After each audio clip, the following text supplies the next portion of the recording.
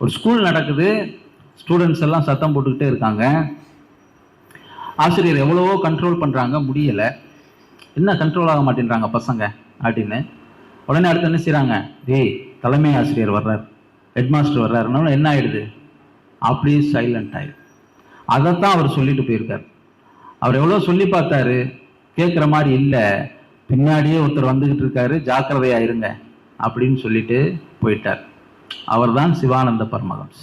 பாசியை பிடித்து சொல்ல வருவார் என்று சொன்னவர் தான் யாரை சொன்னார்னா சிவானந்த பரமஹம்சரை சொன்னார்.